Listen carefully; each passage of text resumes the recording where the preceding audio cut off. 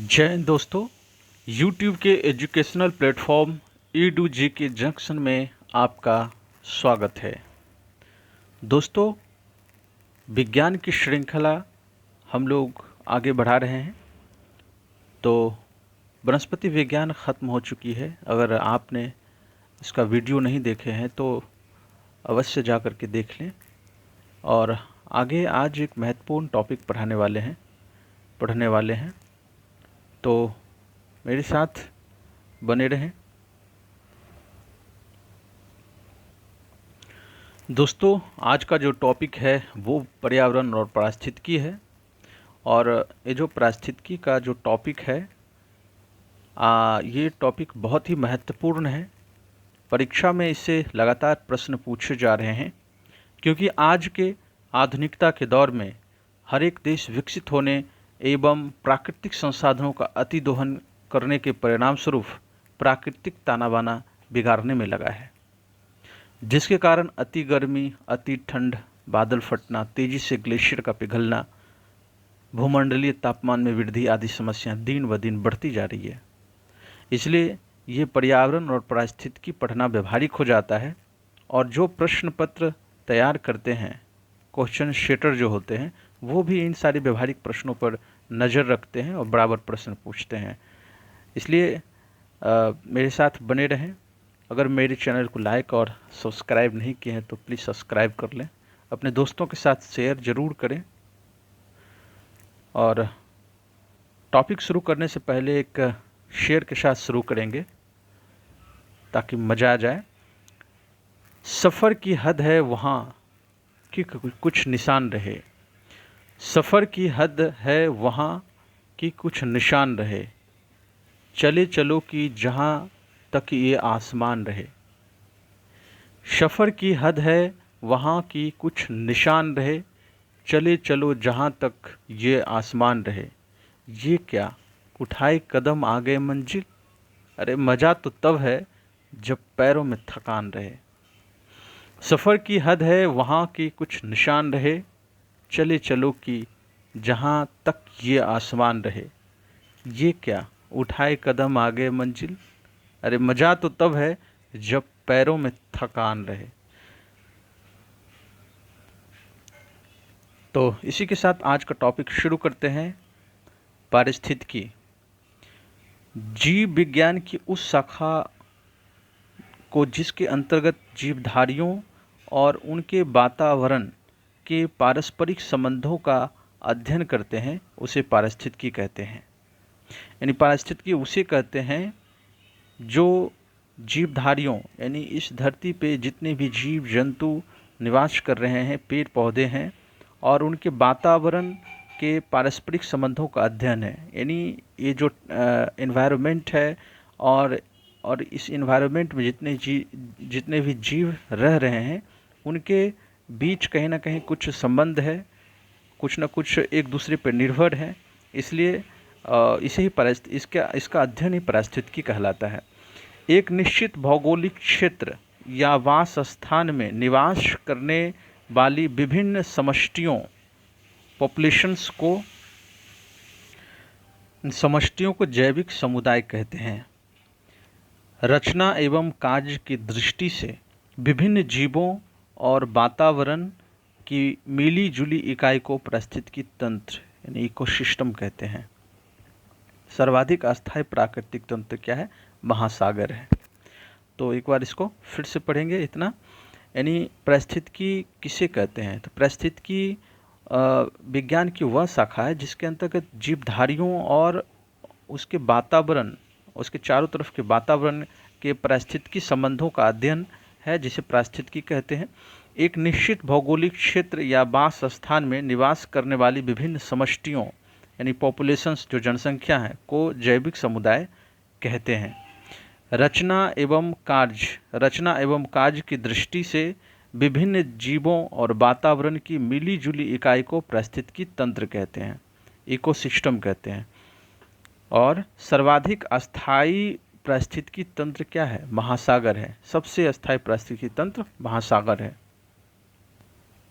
पारिस्थितिकी तंत्र या परितंत्र, इकोसिस्टम ऑफ इकोलॉजिकल सिस्टम शब्द का प्रयोग सर्वप्रथम टांसले नामक वैज्ञानिक ने किया था। ये प्रश्न बहुत ही महत्वपूर्ण है कि पारिस्थितिकी तंत्र या परितंत्र शब्द का प्रयोग सर्वप्रथम किसने किया था, तो ये टांसले ने किया था।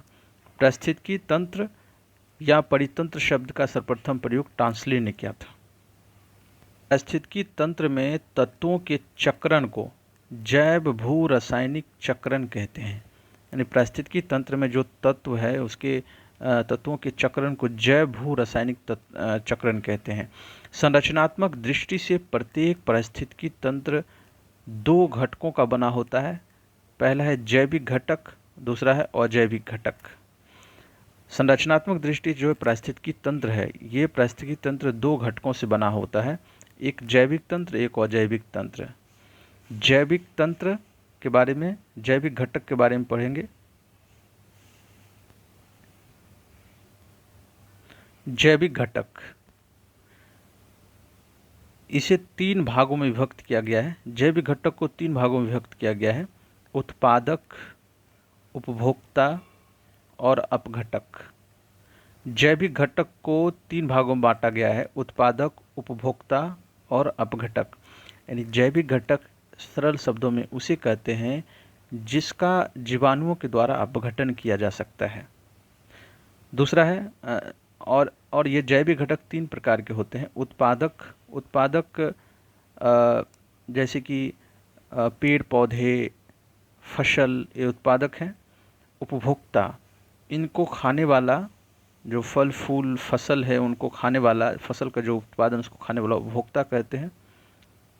और अपघटक है, अपघटक उसे कहते हैं जो कि लास्ट में सारी चीज़ों को, जो जीवाणु हैं, जो बैक्टीरिया हैं, जो विषाणु हैं, वो उन चीज़ों को विघटित करते हैं, वो उन चीज़ों को ख़त्म कर देते हैं, तो उसे अपघटक कहते हैं। उत्पादक, पहला उत्पादक वे घटक हैं जो अपना भोजन स्वयं बनाते हैं, जैसे हरे पौधे।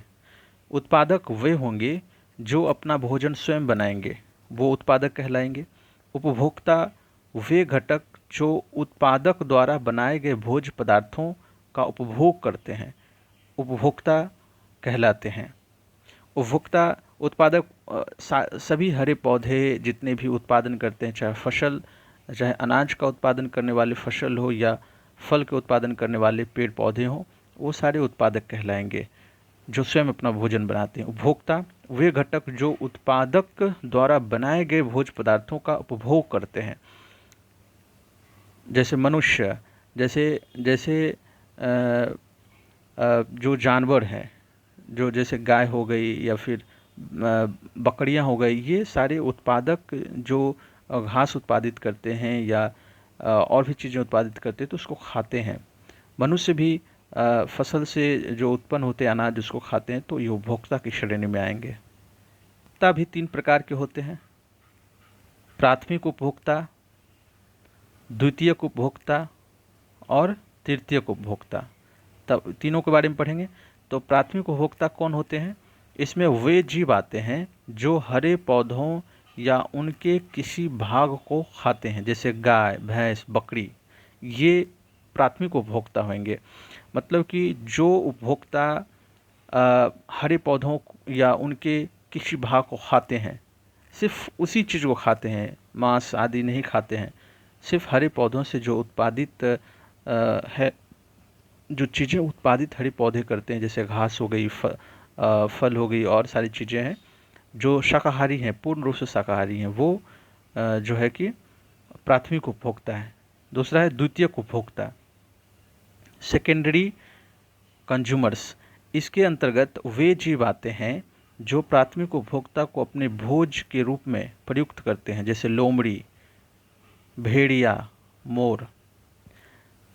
द्वितीयक उपभोक्ता कहलाएंगे वे जीव जो प्राथमिक उपभोक्ता को अपने भोजन के रूप में प्रयुक्त करते हैं, जैसे लोमड़ी बकरी को खा सकते हैं और बकरी घास को खाते हैं, तो जो घास को खाएंगे वो प्राथमिक उपभोक्ता कहलाएंगे, और जो घास को खाने वाले जीव को खाएंगे वो द्वितीयक उपभोक्ता कहलाएंगे। जैसे बकरी घास को खाती है तो बकरी प्राथमिक उपभोक्ता, और बकरी को लोमड़ी खाते हैं तो लोमड़ी द्वितीयक उपभोक्ता हो जाएंगे। भेड़िया उसी तरह से मोर, जो इन गाय भैंस बकरी को खा जाते हैं। फिर अगला है तृतीयक उपभोक्ता। तृतीयक उपभोक्ता वे होंगे, तृतीयक उपभोक्ता इसके अंतर्गत वे जीव आते हैं जो द्वितीयक उपभोक्ता को खाते हैं, जैसे बाघ, शेर, चीता। जैसे बाघ, शेर, चीता ये लोमड़ी, भेड़िया, मोर को भी खा जाते हैं। और लोमड़ी, भेड़िया, मोर जो है वो प्राथमिक उपभोक्ता बकरी, गाय, भैंस को खा जाते हैं। और बकरी, गाय, भैंस जो है कि प्राथमिक उपभोक्ता का जो उत्पाद है, जो हरी पौधे उत्पादित करते हैं, घास हो गई या फिर पेड़ पौधे की पत्तियाँ हो गई, वो खाते हैं। तो जो खुद से उत्पादन कर रहा है पेड़ पौधे, पत्तियाँ, इन सभी ये प्राथमिक उपभोक्ता होंगे। और जो उन पत्तियों को उत्पादक होंगे, और जो उन पत्तियों, घास आदि को खाते हैं वो प्राथमिक उपभोक्ता होंगे, जैसे गाय, भैंस, बकरी। और जो इन गाय, भैंस, बकरी को खाते हैं वो द्वितीयक उपभोक्ता होंगे, जैसे लोमड़ी, भेड़िया, मोर। और इन लोमड़ी, भेड़िया, मोर आदि को सभी को खा जाते हैं, तो वो जो है कि होंगे तृतीयक उपभोक्ता, जैसे बाघ, शेर, चीता आदि।